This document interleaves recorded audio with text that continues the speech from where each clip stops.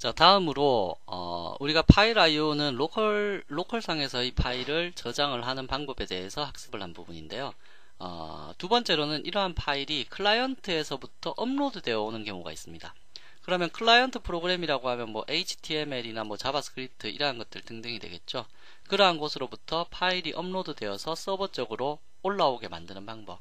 그렇게 올라왔을 때 이거 물론 파일이 들어가기 때문에 일반적인 길이 값의 데이터는 아니니까 대용량 데이터라고 보셔야 됩니다. 큰 데이터, 큰 데이터가 넘어오게 되게 되면 이제 그것을 보내는 측에서도 어떠한 작업 처리를 하셔야 되고 받는 측에서도 그것을 처리할 수 있도록 형태를 만들어 주셔야 되는데 보내는 측을 보시게 되면 클라이언트 측에서는 폼 태그에다가 메소드 방식은 반드시 포스트로 해주셔야 됩니다. get 방식으로는 전송이 안됩니다.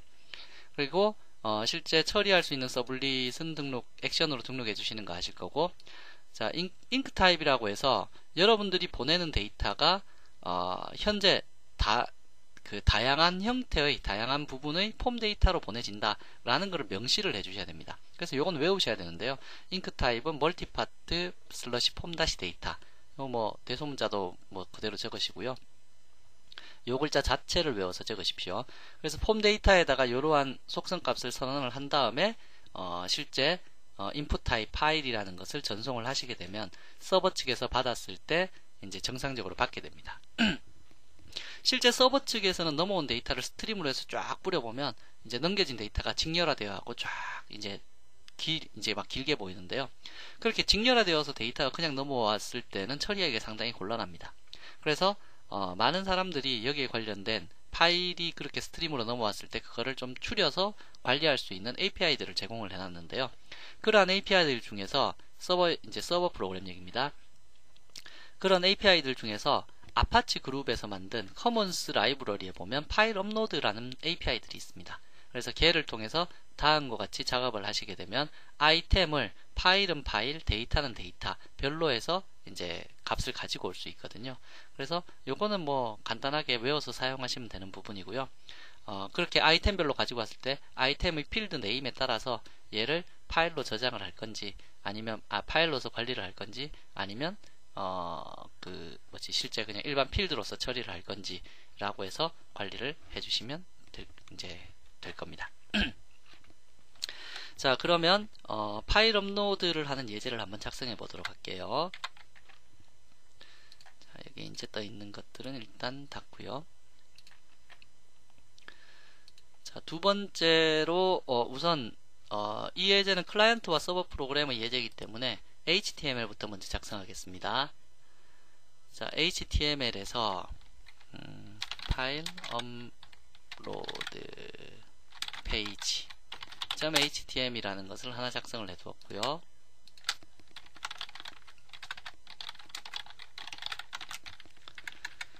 자, 여기서 폼 태그에 반드시 기재해야 되는 게 있다고 했었죠. 일단 뭐 이름은 그냥 별거 아니고요.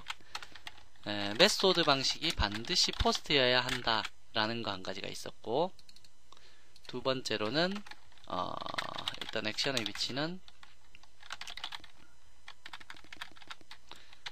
라운드 언더바 16번에 파일 업로드 .do 라고 하나를 만들어 놓고, 그 다음에 잉크 타입 이라는 거를 멀티파트 슬러시 폼 다시 데이터 라고 이렇게 기재를 해 주셔야 된다 그랬죠. 자, 이렇게 기재를 해 주셔야지 실제로 넘겨지는 데이터가 직렬화되어서 정상적인 파일이 전송이 되게 됩니다. 그럼 우리가 ID 이름, 파일명이라고 할까요? 파일 네임. 물론 뒤에서도 파일 네임을 뽑아낼 수는 있습니다만은, 파일 네임 뽑아낼 수 있으니까, 뭐, change 할 파일 네임 할까요? change 파일 네임. 그러니까 어떤 이름으로 저장을 할래? 라고 하는, 이제, 그러한 물음이 될 겁니다. input 타입은 text. 그래서 요 이름으로 저장해 주세요. 라는 겁니다. value는, 이 이름으로는 저장하는 게 아니죠. 일단 이 파일을 보낸 사람 그냥 이름을 얻어냅시다. 그래서 name은 name.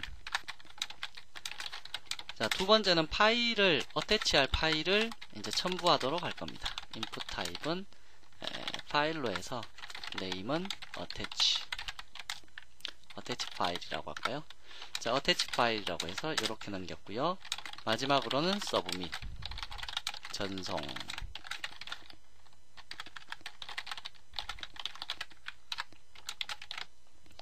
자, 이렇게 해서 이름은 일반 데이터죠. 일반 데이터고, 두 번째 어태치라는 거는 파일 데이터입니다.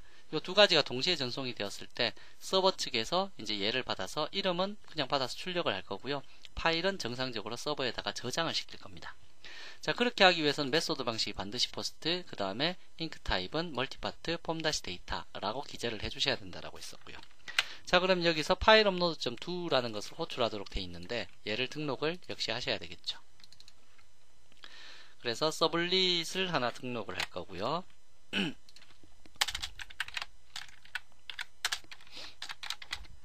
자, 서블릿은 업로드 서블릿, 여기에 파일 업로드 서블릿. 자, 밑에 서블릿 매핑 쪽에서는 매핑은 하나의 클래스 호출할 때 여러 개가 있어도 됩니다. 그거는 큰 이슈가 되지 않습니다. 업로드 서블릿, 다음에 파일 업로드라고 했었나요? 파일 업로드.to가 맞죠? 파일 업로드.to. 자, 이렇게 해서 파일 업로드.to라고 호출이 되면 업로드 서블릿이 호출될 거고, 업로드 서블릿이 호출되면 파일 업로드 서블릿이라는 이 클래스가 실행되도록 만들어 줄 겁니다 라고 했습니다. 자, 그러면 서블릿 하나 만들게요.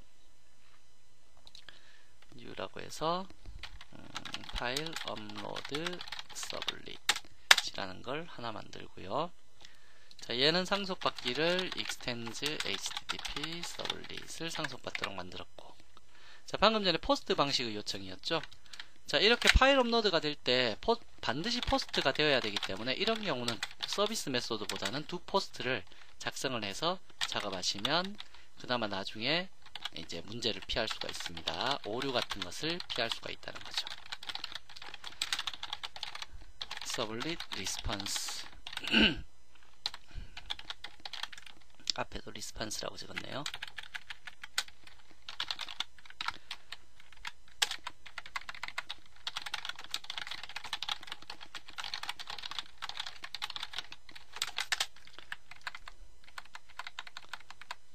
자, 해서 이제 기재를 해두었고요. 자, 요 내부에서 자, 방금 전에 우리가 파일 업로드 하기 위해서 얘를 지원하는 것들이 있다고 했었죠. 그래서 파일 업로드를 지원하는 그 API를 다운로드 받기 위해서는 어디로 가셔야 되냐면 자카르타.apache.org라는 우리 아파치 그룹의 프로젝트들 다운로드 받을 때 많이 가보셨죠?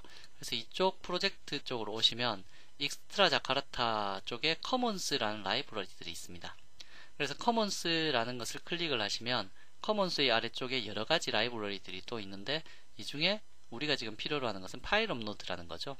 그래서 파일 업로드를 선택을 하시게 되면 여기에 이제 버전별로 쫙 있습니다.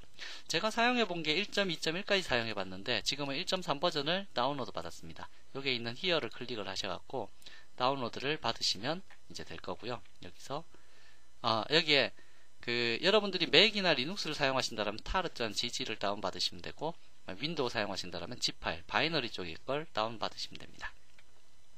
자, 얘를 다운로드 받으셔서 보시면 실제 다운로드 받으면 이런 파일이 다운로드가 될 거고요. 얘를 압축을 푸시면 이렇게 압축이 풀려 있을 겁니다. 압축을 푸시면 라이브러리 폴더가 있는데요. 이 라이브러리 폴더 중에서 다른 자르 파일들은 뭐 테스트용이거나 소스거나 이제 다큐멘테이션입니다. 재료에 있는 요거 한 가지만 필요로 한데요. 얘를 복사를 하셔서 웹 프로젝트이기 때문에 어디에 넣어 두시면 되냐면 웹 프로젝트에서 라이브러리는 웹 컨텐트의 웹 INF의 LIB 폴더에 넣으시면 됩니다. 이렇게 넣으시면 여기에 라이브러리 하나가 포함되었죠. 그래서 여기에 라이브러리 하나를 넣어 두시고요. 빌드 패스가 만약에 안 잡혀 있으면 add to build pass라고 해서 빌드 패스를 잡으시면 라이브러리에 이렇게 등록이 될 겁니다. 등록 안 하셔도 자동적으로 인식을 하긴 하는데요. 자, 되셨으면 이제 파일 업로드를 처리하기 위해서 제가 요 파워포인트에 적어둔 요 형태대로 데이터를 받기만 하시면 됩니다. 여기에서 이제 디렉토리 같은 경우에는 여러분들이 뭐 리얼 패스를 잡아갖고 특정 디렉토리 하나 만들어서 거기에다가 넣어주시는 이런 형태로 작업을 해주시면 되겠죠. 아까 리얼 패스를 잡아서 이제 디렉토리 뭐 어떻게 작업하는 거에 대해서는 한번 보셨죠. 나머지는 매개 변수들이 뭐 따로 존재하고 있는 건 아니고요. 그대로 얘를 카피해서 사용을 하시면 됩니다. 자, 일단 카피해서 한번 써볼까요? 자, 해서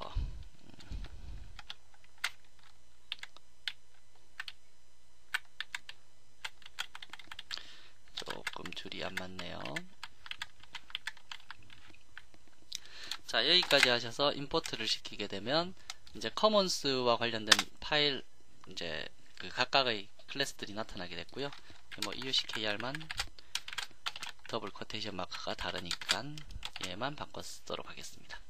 자, 디렉토리는 저장할 디렉토리를 얘기하는 거고요. 저장할 디렉토리는 어디 조금 전에 작성을 했었죠.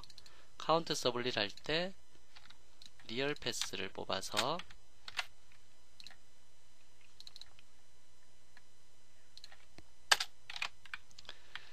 자, 리얼 패스 뽑아서 디렉토리를 어디까지로 만들어 줄까요? 스트링 dir은 리얼 패스 더하기 파일점 separator.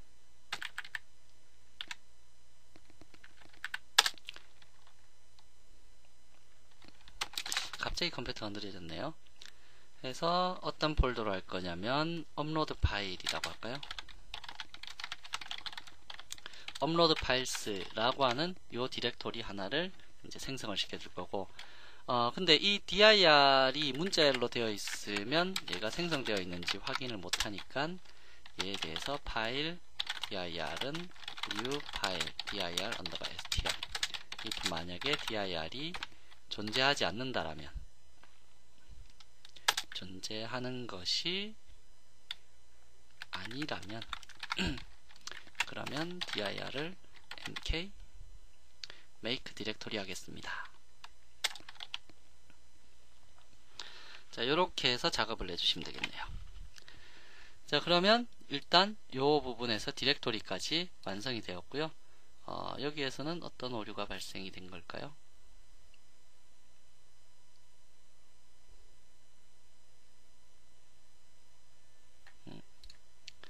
파일 아이템?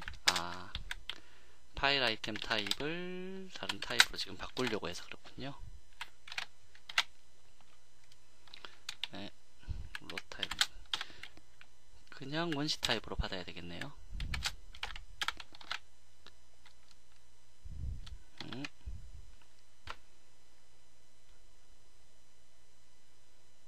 익셉션이 있군요. 예외를 처리를 했었어야 되는데.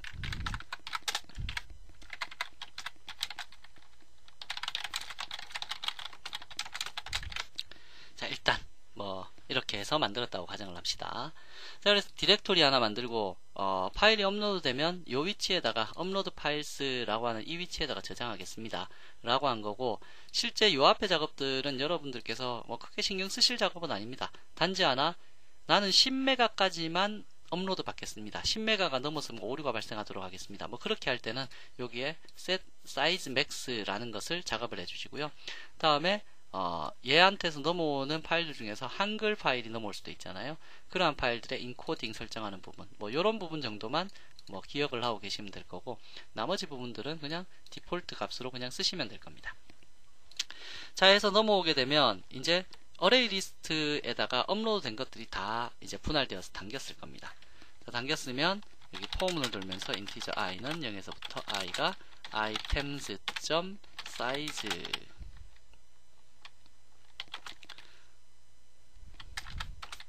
자, 풀풀 i 하면서 뺑뺑 돌면서 하나씩 꺼낼 겁니다. 파일 아이템 아이템은 items.get 해서 i번째. 왜 갑자기 느려졌을까요?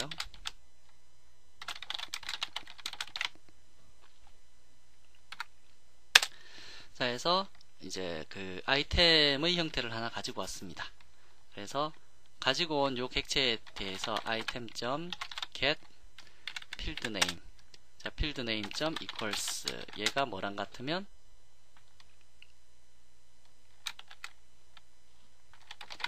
name이랑 같으면 일반 필드란 얘기죠. 그래서 얘랑 같다라면 어떠한 작업을 할 거고, else if 만약에 얘가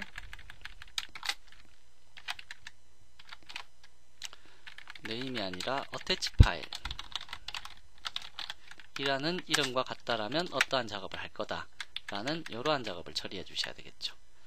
그래서 다음과 같이 만들어 주고요.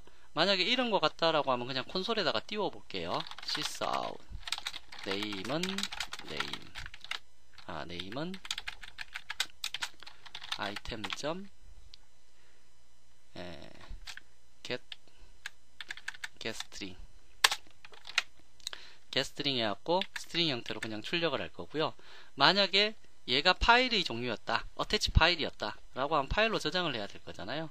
그래서 이미 그 2위에서 이미 파일로 저장이 다 되어 있습니다. 그래서 여기서는 뭐라고 띄울 거냐면 파일 saved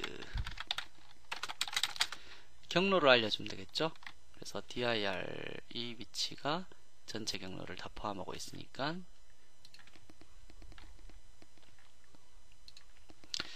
한번 컴퓨터를 껐다가 켜야 되겠네요. 너무 느리네. dir 점 getPath 여기에 저장이 되었다 라는 식으로 알려주도록 할 겁니다. 자, 여기까지 해서 파일을 정상적으로 저장해라 라는 그 형태를 작업을 해 주셔야 되는데, 실제로 어떤 파일에다가 아이템을 저장을 하겠다라고 하면 item.write라는 이러한 메소드를 사용해서 실제 저장을 시킵니다. 그래서 여러분들께서 지금 그 저장할 수 있는 경로는 만들어 놨지만 파일명을 따로 주지 않았잖아요.